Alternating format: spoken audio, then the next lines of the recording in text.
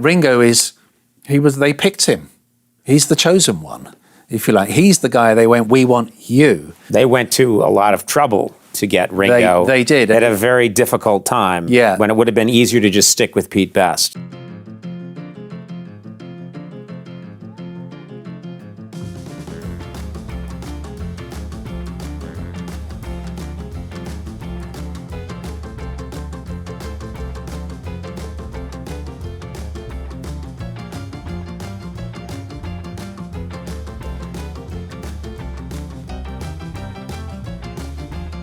But it was a fantastic experience because we were hand in hand and became great friends because we played with him at the Cabin when he came over to Liverpool with Gene, our idol, and it was like, hey guys, where are we going tonight after we finished? We going for a beer, so like, the friendship was struck, it was brilliant.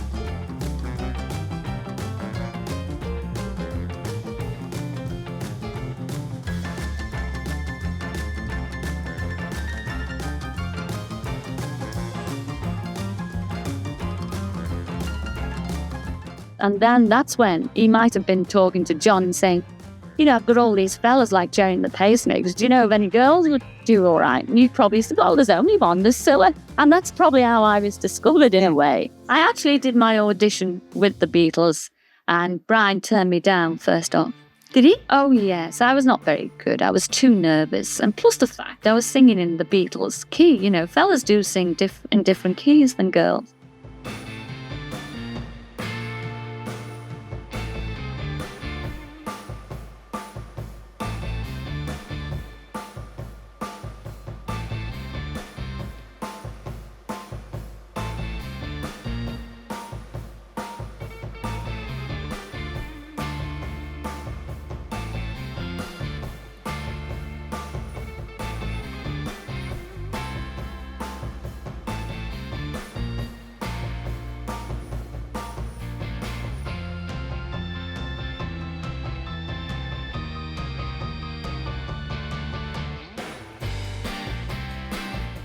I remember being in the back of Brian Epstein's Zodiac, his big posh Ford car, and talking about whether Paul McCartney was the right name.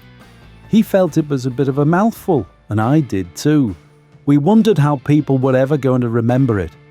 People had never really remembered it at school, so I was going to become Paul James from James Paul.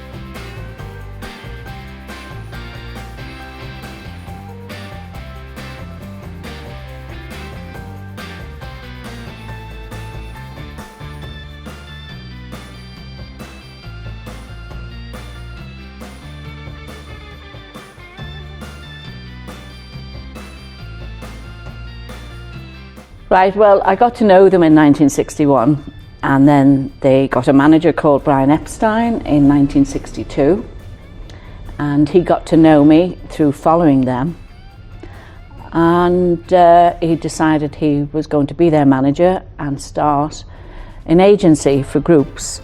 So he already had one secretary, so he needed another secretary So he offered me the job of his secretary.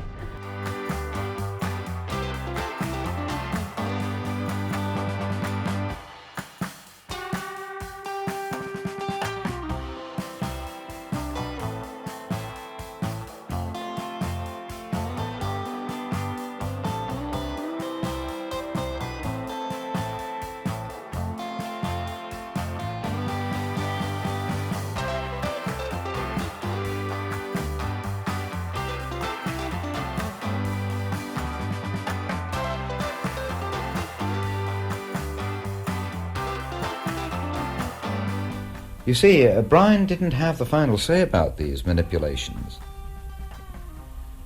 because the group was still very, very much a strong-minded, willful, do-as-we-please outfit.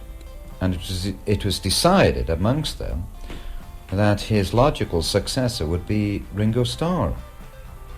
Now, Ringo Starr was known as Ringo Starr because he sported rings on his fingers, and he played for Rory Storm and the Hurricanes. When I was with Rory, the Beatles were nothing. They weren't even formed, you know. And we went, there was a club there, a coffee bar. We went down for coffee. And downstairs, they used to, usually every night they had a steel band. But we went down this afternoon and there was John and Paul, and they were teaching Stuart Sutcliffe how to play bass. So that's how loose it was for them. I mean, we were the professionals and they were just like the boys, you know, this struggling artists in those days. And later on, when we went professional, as it were, I stopped work at 20 and went to Butlins holiday camp to play in the rock and calypso, they called it, for £20 a week, $50 a week. And so we went away to play. And we'd come back to Liverpool, and while we were doing this, because we did it for 2 years, then we went to Germany, and that's where I met the Beatles. Mm-hmm.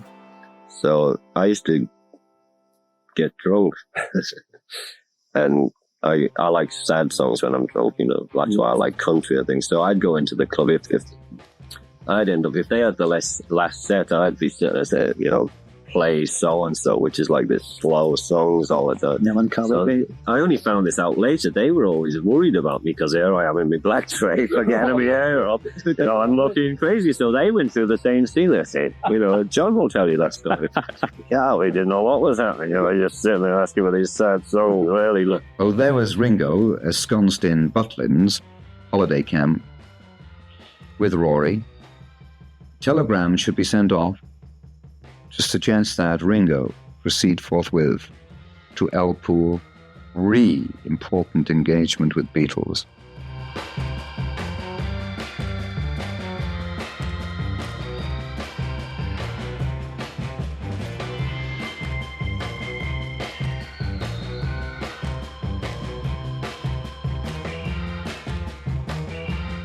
There was banging on the door. I opened up and it's John and Paul. John hated Butlins. He thought it was like Balson. I said, "What are you doing in Skegness at this hour in the morning?" And Paul said, "We've come to ask Ringo to join us." They wanted to have a meeting with Rory, so we got up and went into the camp, and Paul explained the situation.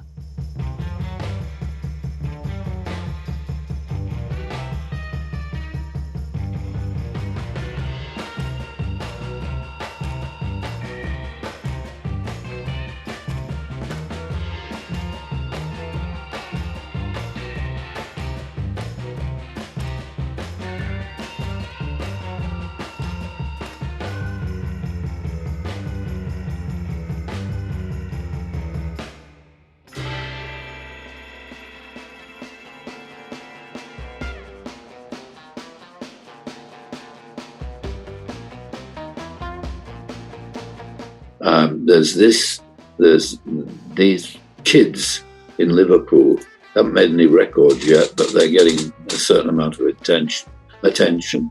Why don't you ring up a man called Brian Epstein and see, you know, if he'd be open to you coming and making a little film with his lads?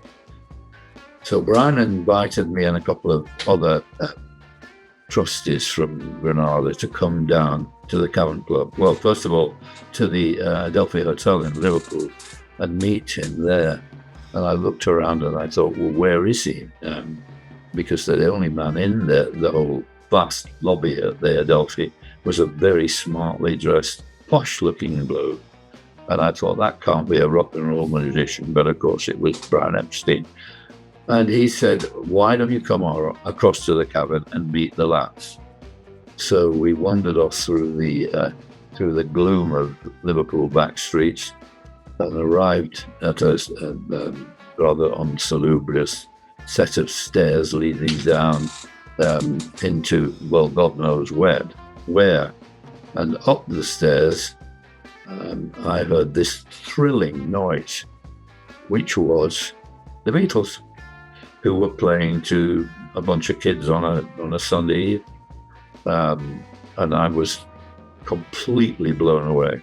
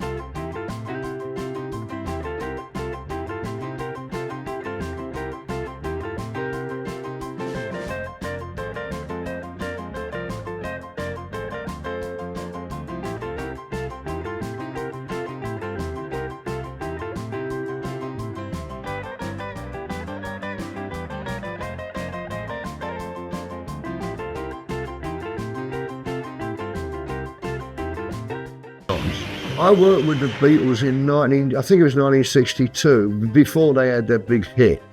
And Brian Epstein booked me, because I think I had a hit record or something at the time. Yes, I did. And he booked me to play in the bigger theatres, because the boys couldn't fill the bigger theatres, and he wanted them to play the bigger theatres. They was doing great in all the clubs around Liverpool, and they had a great following, but they couldn't fill the big theatre. So I went along and I did a short tour with them, and they opened the show for me.